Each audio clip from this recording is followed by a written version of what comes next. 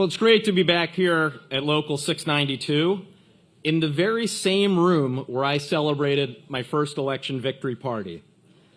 I want to thank Wayne Miller for hosting us and for all he's done for me personally over the years and everything he's done for all of us, the men and women of organized labor.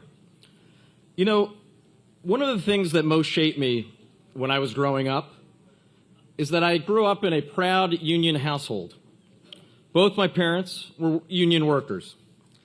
I learned at the dinner table from an early age that it was unions that made sure workers like my parents had fair wages, good health care, and a pension. So you can imagine how alarmed I became when I first got to Washington and learned that more than 2 million pensions were in serious danger of going under. A pension is a sacred promise. People worked hard to earn those pensions, paying into them with every paycheck over decades of hard work. And in retirement, they need those funds to live off of. This is not just a political issue for me. It's personal. One of those people who spent 50 years working long hours at tough jobs and paying into his pension with every paycheck is my father, who I'm proud to say is with us here today. Oh, there you are.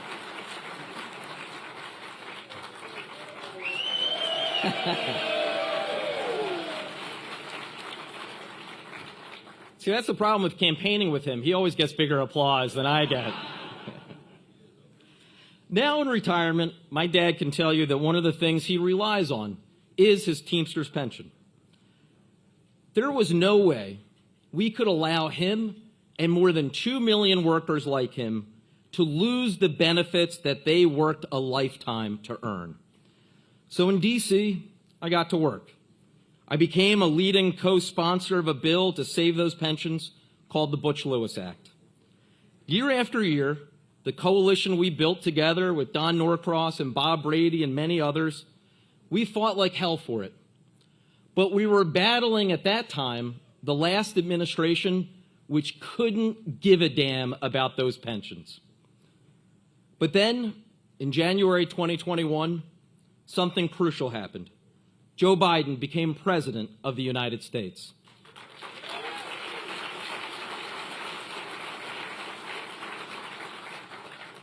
Suddenly, we had a strong ally in the White House.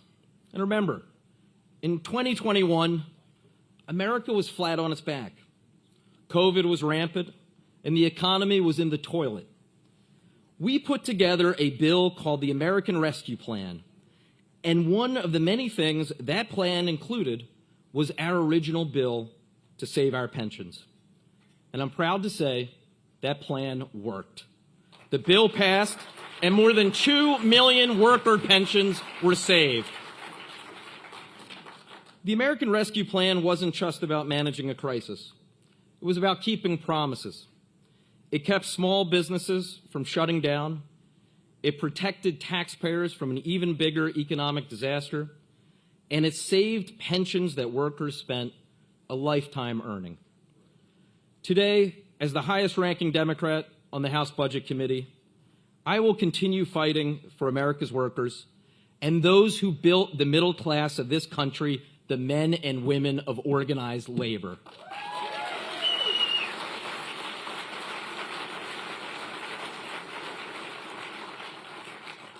Finally, let me just say this. I've never forgotten who I am, where I come from, and who I'm fighting for. And neither has Joe Biden. America's workers have never, in the entire history of this country, had a better, more pro-labor ally in the White House than Joe Biden.